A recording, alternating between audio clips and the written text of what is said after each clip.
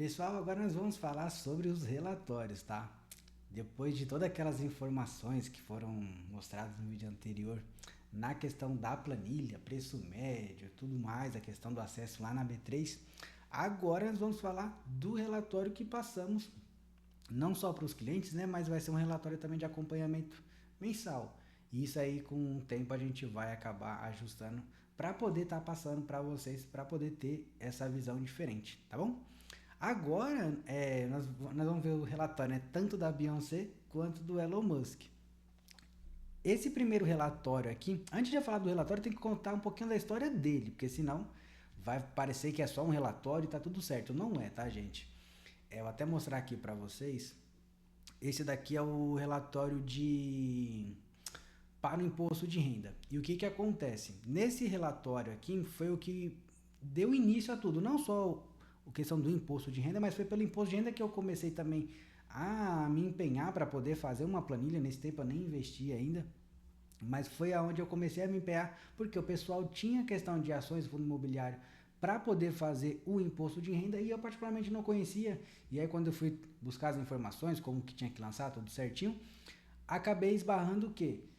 Foi me passado assim, ele precisa ter o controle. O que é o controle? A questão da quantidade, quando nós pegamos o informe de rendimento que vem do banco, e se você for pegar pela própria B3, ele já traz, mas ele só traz quantidade. Ele não traz os valores que foram feitos no decorrer do ano, não traz preço médio, não traz nada disso. Então eu tive que falar, poxa, eu particularmente gosto de Excel, então eu falei, deixa eu tentar achar uma forma aqui. E aí, naquele tempo, eu fui fazendo uma coisa, e a parte mais chatinha também é essa daqui, ó. Porque lá no imposto de renda você tem que discriminar qual que é o ativo, razão social, quantidade de cotas que você tinha. Meu, era uma loucura poder lançar tudo isso na mão. E aí eu fui me adaptando, fui entendendo o que, que tinha que se fazer. Então, pelo imposto de renda também acabei, vamos dizer assim, criando esses outros documentos, porque eu falei, poxa, já tenho essa informação aqui, por que não passar para eles, tá? Então vou mostrar para vocês. Vou tentando fazer sempre na mesma ordem, todo que na hora que eu chegar numa tela aqui, eu também já pegar do outro, porque para vocês poderem ver a diferença de um para o outro, tá? Então, começando pelo da Beyoncé, aqui nós trazemos aqui uma informação para poder falar qual que é o intuito do relatório. Na parte de movimentação, aqui ele está trazendo o que? O que foi feito de compra e de venda. Tá? Então aqui mostra que a Beyoncé, no caso, no ano passado, que esse relatório é de 2024, comprou em janeiro, depois foi comprar em abril, maio, comprou bastante em junho, mas também vendeu, comprou um pouquinho em agosto, outubro, novembro e dezembro. Já do Elon Musk, deixa eu só subir aqui para deixar na mesma sintonia, é porque as cores não ficaram da forma que eu queria, tá? Porque é questão de planilha, então ele acaba meio que levando de uma outra forma. Mas aqui você pode ver, esse aqui já teve já uma certa constância. Ele comprou todos os meses.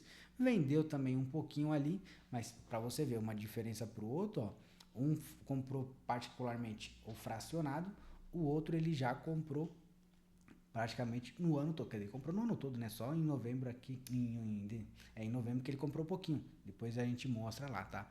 Então, esse aqui é o primeiro contato que a pessoa vai ter com o relatório. Poxa, eu estou comprando com uma certa consistência, eu estou meio que com uma sazonalidade. Eu compro mais, compro menos ou em certos meses. Também vai depender também da atividade da pessoa. Já no segundo, na segunda informação, a gente traz isso aqui. Lembra que eu comentei aqui, ó, que isso aqui tinha comprado bem pouquinho, mas também aqui, agora que eu tô vendo que vendeu bem pouquinho, significa isso, ó.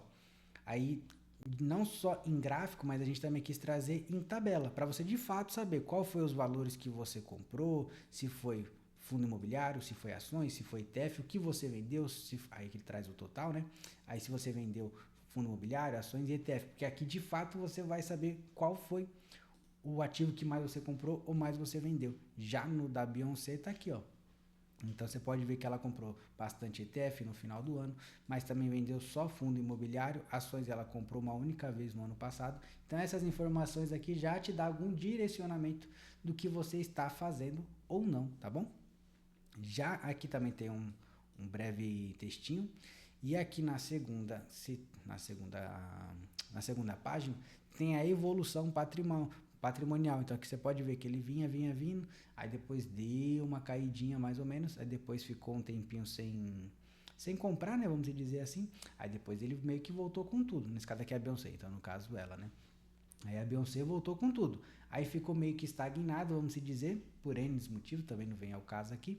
E depois voltou a comprar. E aqui ele separa também o que é fundo imobiliário, o que é ações, você consegue ver pela corzinha, o que é um ETF, o que é um CDB. Para não. Porque senão você só vai ver o valor fechado aqui, mas você fala, poxa, é do quê? Então a gente quis também trazer isso para vocês. Esse aqui já é o contrário. Ele também começou lá atrás, já que já manteve uma certa constância, mas você pode ver que o foco dele agora, de um tempo para cá, é o que? Tesouro direto. Você pode ver que ele abriu bastante o leque na questão do tesouro direto. Ações ele tem um pouco e fundo imobiliário, teoricamente, tem uma parcela relativa. E aqui na renda fixa, que é CRI, CRA, LCI e LCA, ele também tem um pouquinho, tá bom? Ele traz aqui, ó. Aqui em cima ele traz essas informações na vírgula para saber o que é de cada um, tá? Ó, da Beyoncé aqui também, ó. Então ele fala que é 97. Aqui ele sempre traz um valor fechado, tá? Então, quanto de fato a pessoa tem naquele momento. E aí também traz CDB, tudo certinho, bonitinho, tá bom? Já no outro quadro, vamos deixar aqui para ficar tudo junto. A ideia aqui é o que? Trazer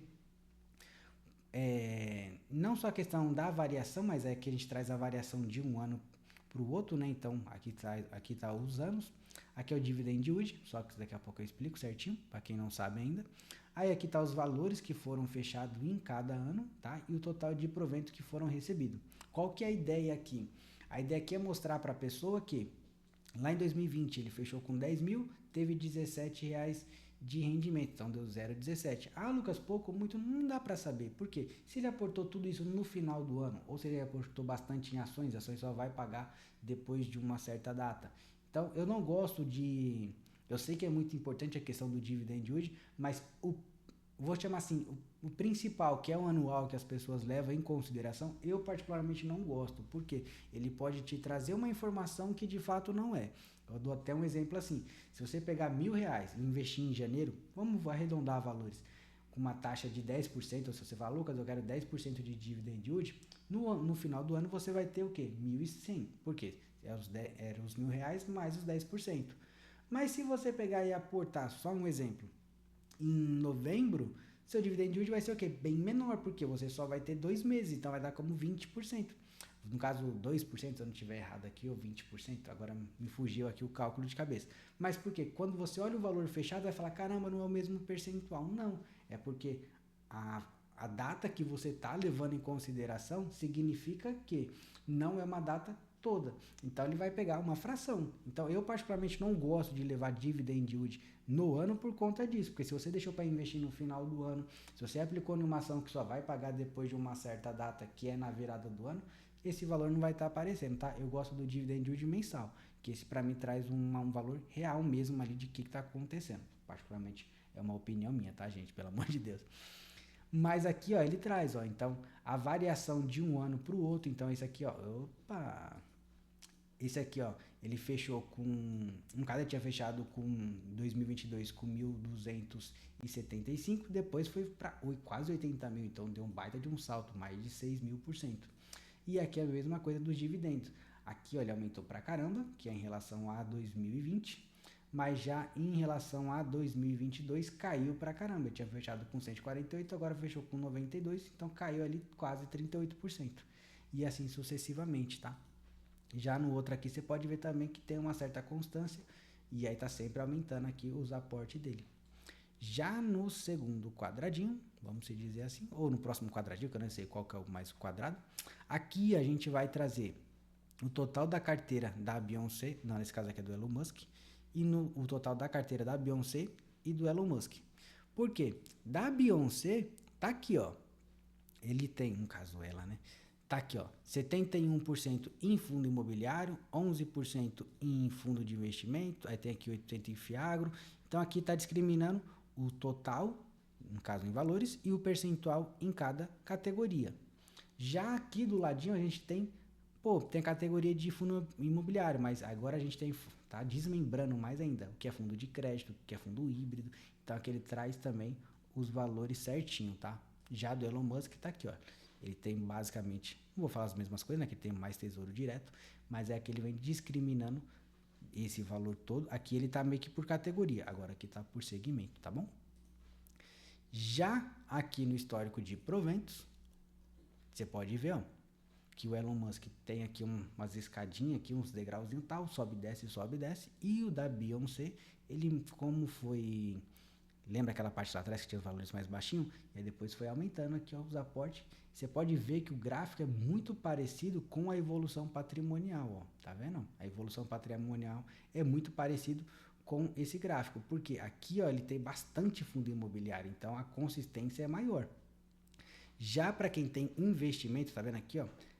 Você pode ver que ele está aportando bem, ó, o Elon Musk, mas você pode ver aqui, ó, tem bastante também questão de ações, mas como ele tem bastante ações, mais que a Beyoncé, também vai tendo essa certa diferença aí de pagamento mês a mês, tá? Então aqui ele traz o histórico, no caso o Elon Musk já recebeu 21 mil total, e aqui da Beyoncé 18.999. E aí aqui ele vai trazer o gráfico, né? Ele traz aqui por ano agora. Então aqui ó, o pé da Beyoncé primeiro, em 2020 foi bem pouquinho, 2021 pouquinho, 22 pouquinho, aí depois foi subindo. Já do Elon Musk, você pode ver 2022, 2023, 2024 e agora 2025. Já nesse quadradinho do lado, ele vai desmembrar.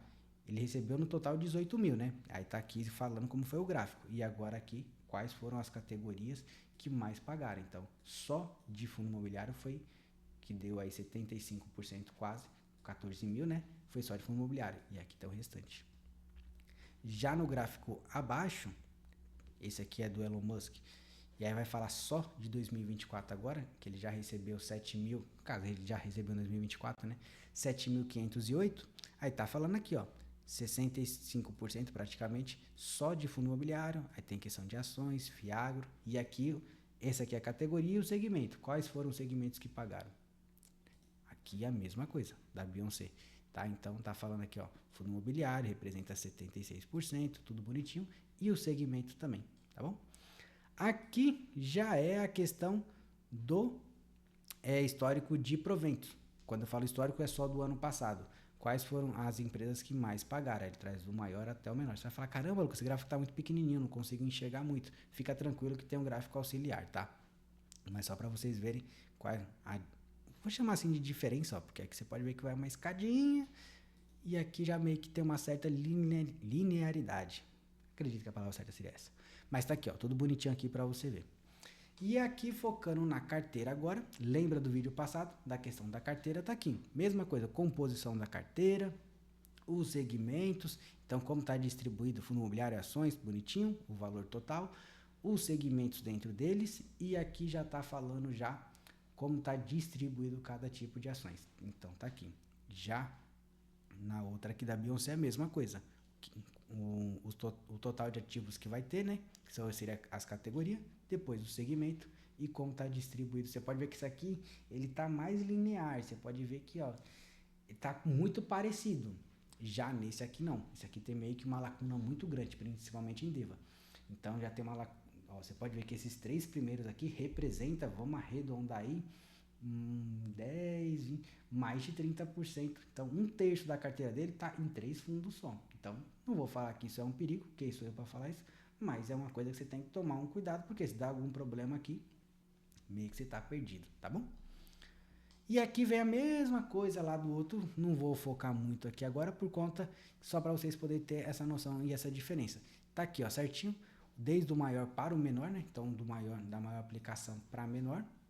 Então ele vai trazer aqui quais são os ativos, o valor de mercado, está ganhando, está perdendo, o total de proventos que já foram recebidos e a performance que é o valor de mercado mais o total de rendimentos, tá bom? Esse aqui é do Elon Musk, vamos ver da Beyoncé, tá a mesma coisa, ó, tá aqui o maior ativo dela, que dá 6.933, valor de mercado, tá perdendo só um pouquinho, proveito já recebeu 10% aí, então tá meio que, vamos dizer, com uma performance no positivo de 2,5 praticamente, tá bom? Então esse aqui é o vídeo do relatório, né? Do relatório eu vou chamar consolidado, de tudo que aconteceu no ano e o para trás, e no próximo vídeo a gente traz só da parte de proventos para não misturar, tá bom? Muito obrigado!